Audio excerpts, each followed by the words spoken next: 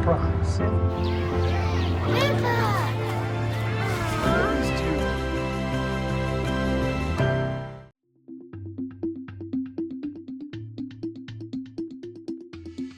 From PoliticsPA, I'm Steve Ulrich, and this is Voices of Reason.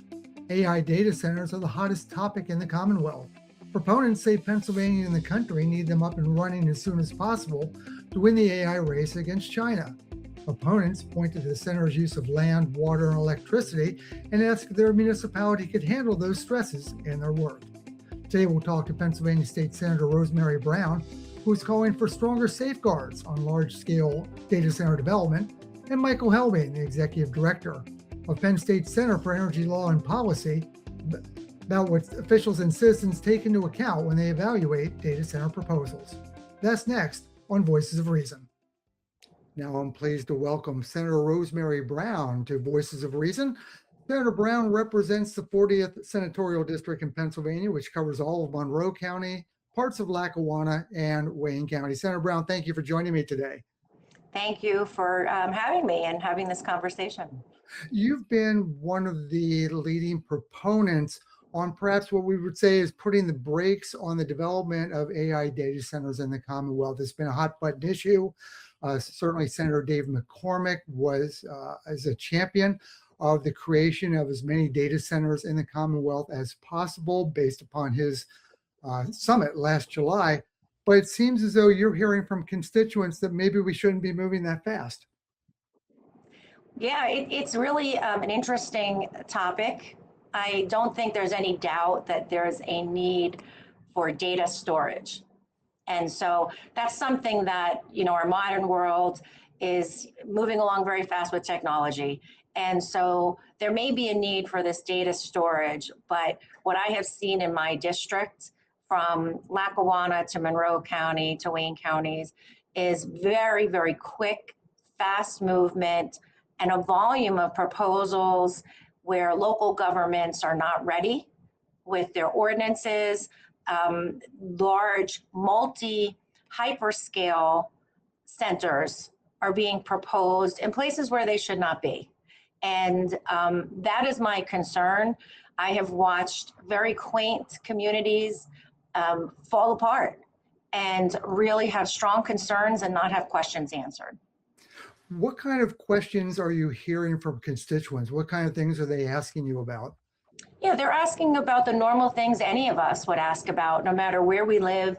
If there was going to be an extremely large industrial development going in your backyard, and that is, how is this going to affect where I live, my family? Can you give me that confidence that there is no problems with my home getting water, getting clean water, having consistency in water supply? Can you give me that confidence that the electric and the power bills are not going to go up, and how is that going to work? And can you give me confidence on the health and safety of everything that's being done on an industrial level? We talk about it with all industrial, but I think, the non-disclosure agreements, the NDAs, things that are sometimes very common practice with business, to me, are just not appropriate in this situation to the level that they are being utilized, because the constituents, the residents, they can't get the answers they need. They can't get the confidence they need, and they deserve that. And that's really what I'm fighting for, Steve, is to say, any of us want this information. And when you can't get it and you can't feel that confidence, there's a problem. And I think you said at the outset, it's not necessarily that your constituents are against this idea. It's just that it's moving too quickly and they're not getting the responses that they need to feel comfortable, correct? Correct. I think that also, too, where they're going and the proposals of the locations have been a very strong concern in the middle of a small borough of Archibald and Lackawanna. There's 7 proposals. There's 11 in Lackawanna County, 7 proposals, and they're in the backyards of residents. They don't need to be there, Did I read correctly? The proposals in Archibald, it covers 14% of the town's land. Yeah, it could. I don't know that number 100%, but it's a lot. there's proposals now, not all of them are going to go through, but there's, like I said, this one specifically is a very large proposal for the backyard of homes. It should be out and away from residents. It should not be, in a residential area. There should be no overlays for that. It really comes down to me, very common sense. And if you were living there, what would you say? What would you feel? And it's that simple to me. And we do have to follow constitutionality, and we really want our local governments to have that local control. That's important. I don't believe Harrisburg knows everything about every area in Pennsylvania. But in this situation, it's been very hard for them. It came fast. The ordinances weren't ready, and it has caused problems. And I still think there's many local municipalities that are not ready. I believe the questions, we can do this better, and that's why I support the moratorium. I support it for all the right reasons of no one should be against doing things right. Can you talk a little bit more about the moratorium? What's the length of time? What are we hoping to achieve? Yeah, well, right now, Senator Muth has the moratorium legislation, and currently it's written as, I think, 3 years.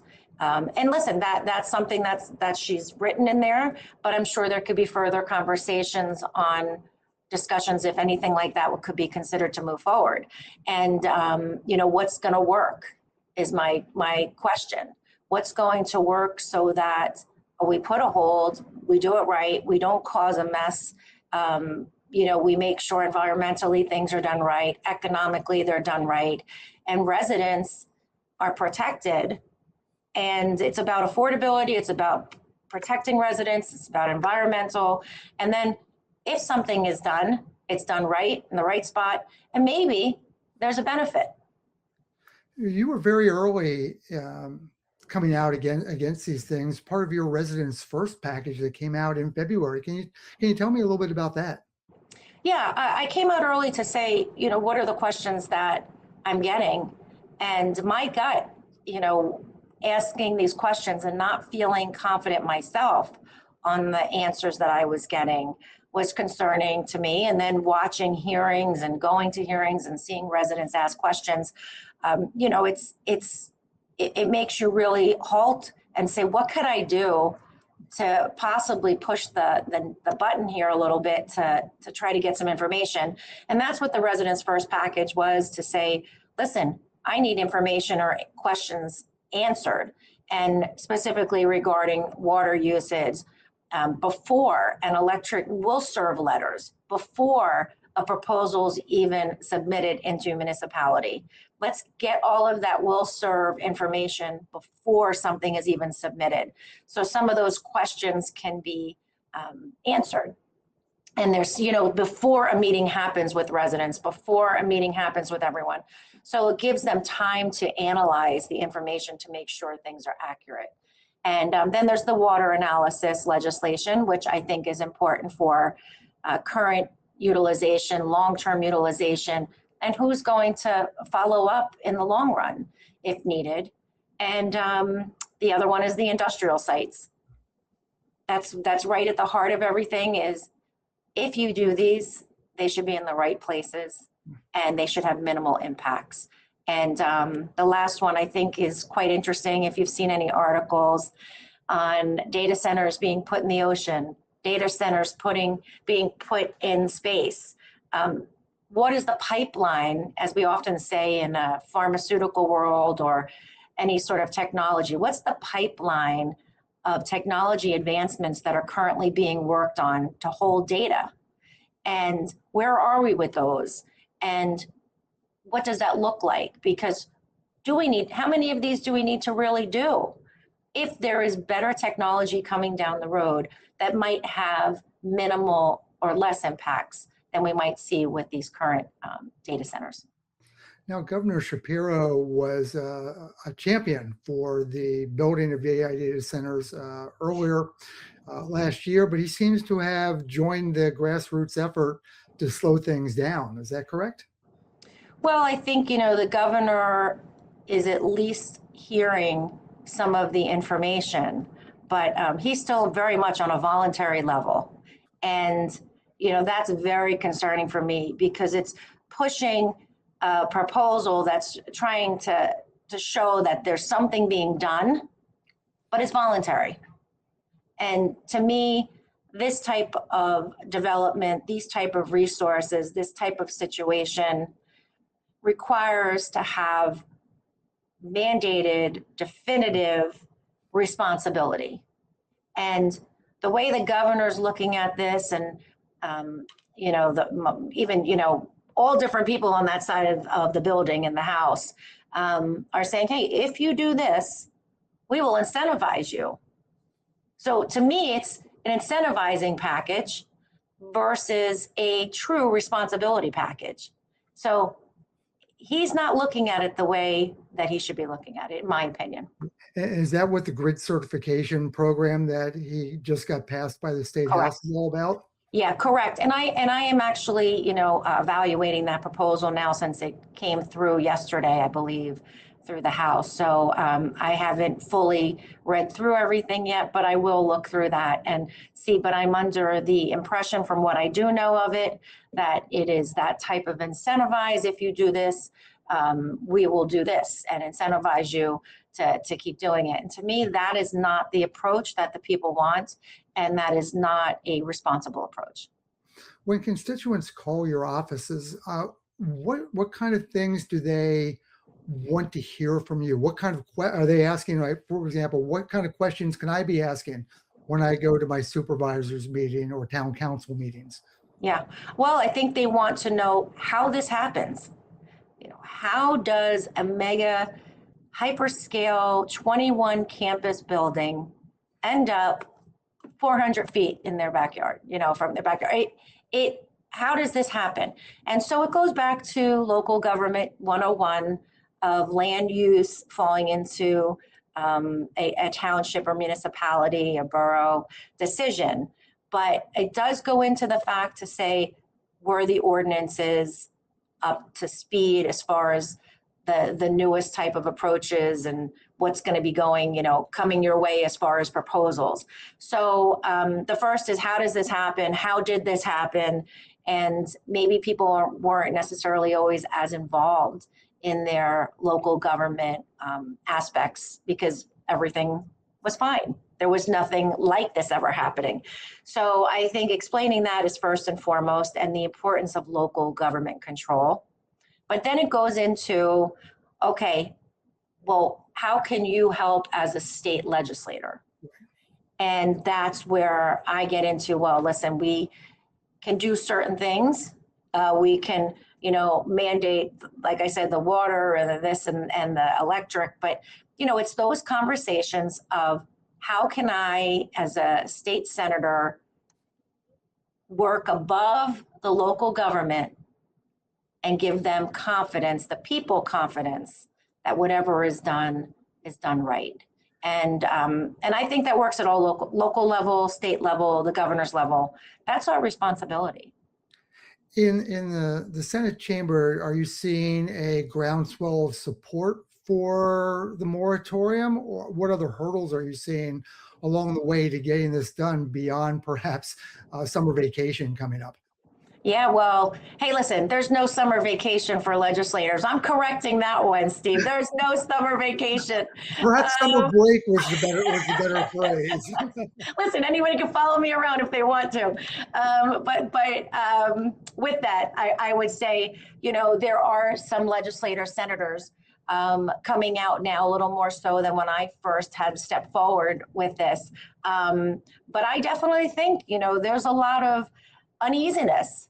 And I think legislators are kind of caught in the middle of this a little bit. And, you have to understand there is this need, and sometimes there could be a benefit. So, it's this fight between all the issues surrounding data centers. But I think if you don't talk about it and you're not honest about it, and you're not upfront to say, you have to make sure that we do this right. And that comes down to the very basics of it. And I would like to see more legislators, senators come out, Republican and Democrat, and say, I can acknowledge all of this in the conversation, but no matter what, this has caused some problems. They have been put in the wrong locations. There is questions about water, there's questions about energy, and we have a responsibility to do it right. And that is my message to the other senators. Don't stay away from it. Come into it and make sure your responsibility to get it right. And that is a perfect place to leave things. Senator Rosemary Brown, representing the 40th Senatorial District in Lackawanna, Monroe, and Wayne counties. Thank you so much for joining me today on Voices of Reason. Thank you, Steve. I appreciate it. Now on Voices of Reason, I'm pleased to be joined by Mike Helbing. He's the law professor and the executive director of Penn State Center for Energy Law and Policy. He recently authored an article in The Conversation that discussed data centers and its impact on Pennsylvania, particularly in its towns and municipalities. Mike, thank you very much for joining me today. Thanks for having me, Steve. It's a pleasure to be here. Let me ask you a little bit about your background. As you're executive director of Penn State, law professor, but some of the other things you've done before joining Penn State. Yeah, so prior to starting this role, which I started in about 4 years ago in July of 2022, I've worked in a couple of other roles related to the intersection of science and policy. I've worked for 10 years for the U.S. Food and Drug Administration in their Office of Chief Counsel, working on litigation and other regulatory matters for the federal government. And I also spent almost 4 years working for an environmental nonprofit in Pennsylvania called Penn Future. Now, you mentioned in the article that you not only have a professional interest in what's going on with data centers in the Commonwealth, but also a personal interest as well, being that one of the larger data centers is being planned for your hometown. That's right. So data centers over the last year have just seemed to be taking up so much airspace for, both personally and professionally for me. So I've seen a lot of the discussions and a lot of the impacts that we're talking about. I've seen them both firsthand in my personal experience as well as professionally. But I grew up in the town of Archbold, Pennsylvania, which is currently considering proposals for 6 different data center campuses in the borough, which if they all took place would take up 14% of the borough's land area. So obviously it's something that's become a big issue in the local area where I live. So it's something that I've seen the impacts of firsthand. The research you've done, which once again, I advise anyone to go find your article at The Conversation. Can you tell us a little bit about what are some of the pros and the cons when it comes to AI data centers? Sure. So we were looking at data centers primarily from the impact or from the perspective of local land use regulation and the way municipalities are approaching these proposals as they're being implemented across the Commonwealth. And some of the things that we're finding are, we're talking about the pros and cons of data centers, and these are the kinds of things that municipalities are wrestling with. There certainly are economic possibilities that come from data centers, right? This is relatively large development, which can certainly provide jobs, although not necessarily huge numbers of jobs, but there certainly are some well-paying jobs that are created by them, as well as property tax revenue. Those are some of the big impacts that local governments can expect to see from data centers being developed in those municipalities. Let me ask about the job creation. We hear a lot about that. Proponents say there are a large number of jobs, but you've kind of hinted that perhaps in the grand scheme of things, there's not that many long-term jobs at data centers. So it goes a little bit beyond my expertise, but from what we've seen, there are a decent number of jobs created during the construction phase, less so once the data center is up and fully constructed and fully in place. There are different estimates that we've seen in terms of numbers for full-time, long-term jobs, but certainly less during the long-term operation of the data center. So as communities begin to see what's about to happen to them, or what could happen to them, I guess I should say, and begin to look at the long-term impacts on their community, what kind of things can they do to prepare for the oncoming tidal wave, I guess, of AI data centers in Pennsylvania? Right. And I think that's the important question. And I think it's important for communities to pay attention to this.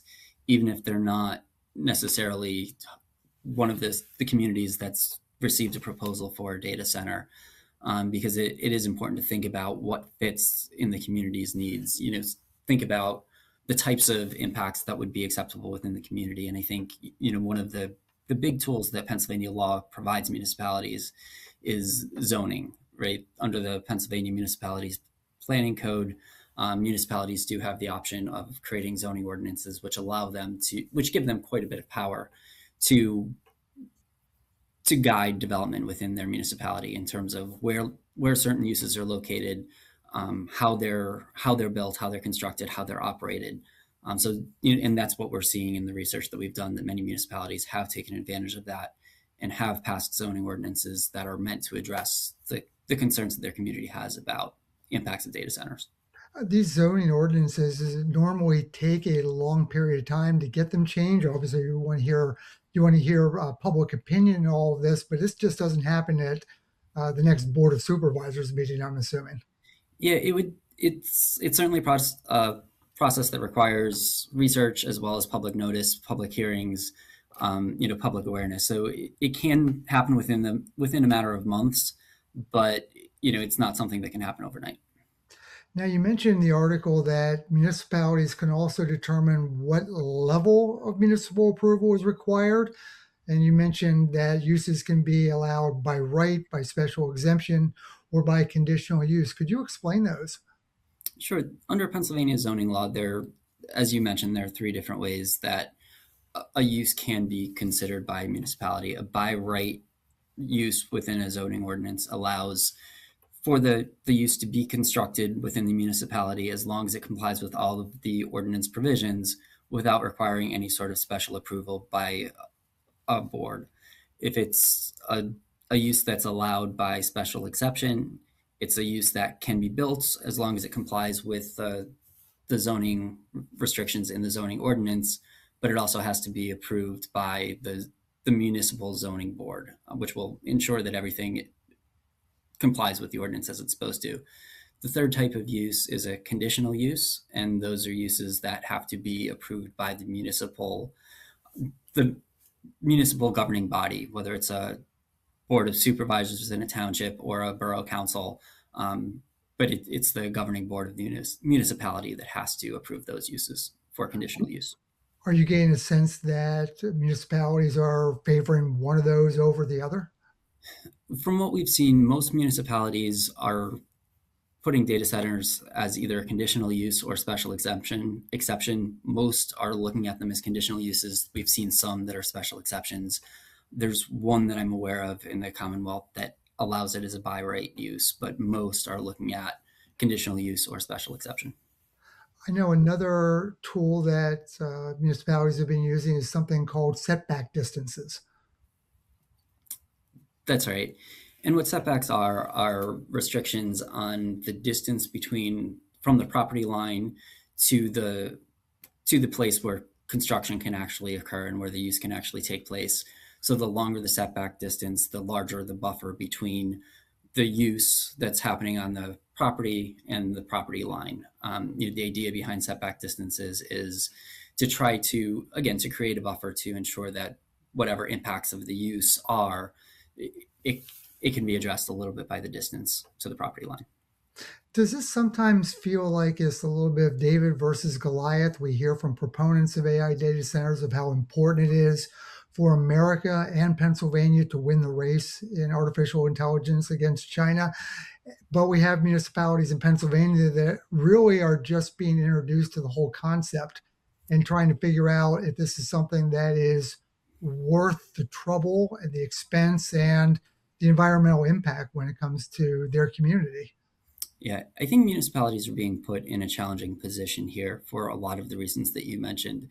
There's a lot of momentum behind these data centers and a lot of money behind these proposals. The sponsors certainly have a lot of resources that they're pouring into trying to get these built as soon as possible. Municipalities, in many cases, are playing catch up, where they're trying to figure out what these data centers are, what the impacts are going to be on their community, what powers they have to regulate them, how they should exercise those powers, and also facing the reality that if they do get into a legal battle with these some of these data centers and some of these developers, they could very well be facing a resource gap.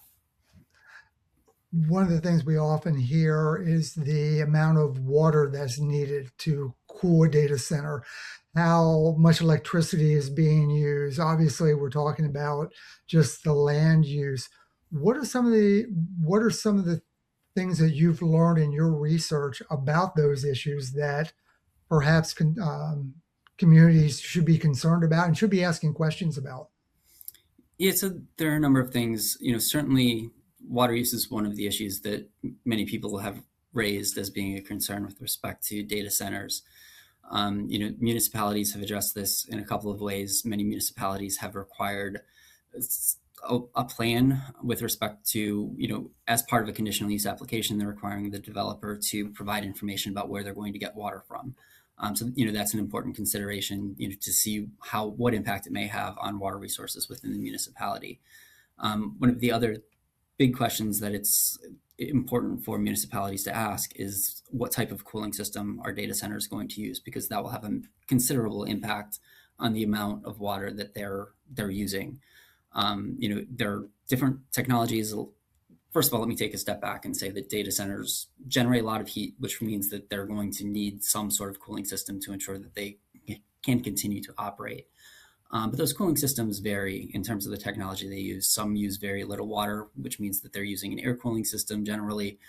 Those use more energy but less water. There are other systems that use water to more or less of a degree, so they can consume more or less water, but they use water as the cooling system. So understanding the type of cooling system that the data center being proposed is using, that's certainly an important question. And the other question again is what type of water are they using? Are they using water that could otherwise be used for municipal purposes? Is it coming from a municipal utility? Are they using groundwater? Are they taking water directly from a surface water stream, lake, river, something like that? Or are they repurposing water that may not have human use, may not be able to be used for human purposes otherwise? Those are important questions to ask. Yeah, that was one of my big questions about is this able to be recycled and repurposed? And I think you addressed that. I know there's some proposals in the General Assembly right now in Harrisburg calling perhaps for a moratorium on large scale data center development. Does your research, and perhaps I'm asking your opinion as well, do you feel it is time to tap the brakes on development of AI data centers in the Commonwealth? Yeah, I'll leave that to the policymakers in the Well state to make a call on that. I didn't know, once again, if it's something that you think will happen soon, I guess is where it comes down to, or as you begin to do as you continue your research, I guess I should say, is there more to learn, or are we at that point where now it's time for communities and their leaders to ask the proper questions? I mean, I think we're all continuing to learn, right? I think this is, again, something that's happening very fast, and there's a lot of information and a lot of things to learn. So I think we have to do both at once in a lot of ways, right? I think it is municipalities and citizens have to continue asking questions and trying to learn as much as they can about this industry in general, as well as any specific proposals that may be proposed for their local area. But at the same time, I do think collectively we have a decent amount of information about how this industry operates generally and the types of impacts that we may be able to expect. So I do think that there is information now that would allow both municipal and state officials to make reasonably informed decisions as to how to proceed. If you were a citizen of a municipality like Archbald and wanted to learn more about this, what would your advice be to someone who wants to find out more? So first of all, I'll put in a plug for some of the work some of my colleagues have done. Penn State Extension has put out a guide for questions that citizens may want to ask about data center proposals in their municipality. So I would start with that. It gives you a really good place to start from in terms of things that you may want to think about and questions that you may want to ask. And the place to ask those questions, the primary venue is going to be municipal meetings, especially if their applications being proposed for conditional use. Attend some of those meetings. If you're really interested and you want to become a party to those those processes, you'll have the opportunity to ask questions of some of the developers and their attorneys as part of those meetings. So that's a good place to ask those questions. But also certainly to raise any concerns that you may have with your municipal officials. Is there anything else about your research and what you've learned along the way that I failed to ask you about that you'd like to mention? That's a good question. I think there's a lot of information out there, and I think one of the interesting things that we've seen is that in some ways, there's convergence of the ordinances that we've looked at and convergence in the approaches that municipalities have taken. But in others, there's quite a bit of variation in what municipalities have done. So I think if you're in a role where you are involved in one of these situations, you're a municipal official or you're a citizen who's really interested in affecting what the municipality that you live in is doing, I think it is worth trying to get as much information as you can about what other municipalities have done to get a sense of what may work for your community as opposed to what may not. And I think looking at what municipalities have done and the varying approaches they've taken is a good way of getting that information. Mike Helbing is a law professor and the executive director of Penn State Center of Energy Law and Policy. Mike, thank you very much for taking the time to join us today on Voices of Reason. Very much appreciate having me. Thank you, Steve. My thanks to Pennsylvania State Senator Rosemary Brown and Penn State law professor Mike Helbing for joining me today on Voices of Reason. This episode was produced by Brianne O'Neill. For Pennsylvania political news every weekday morning, sign up for the PoliticsPA Playbook at PoliticsPA.com. That's it for now. I'm Steve Ulrich. See you next time.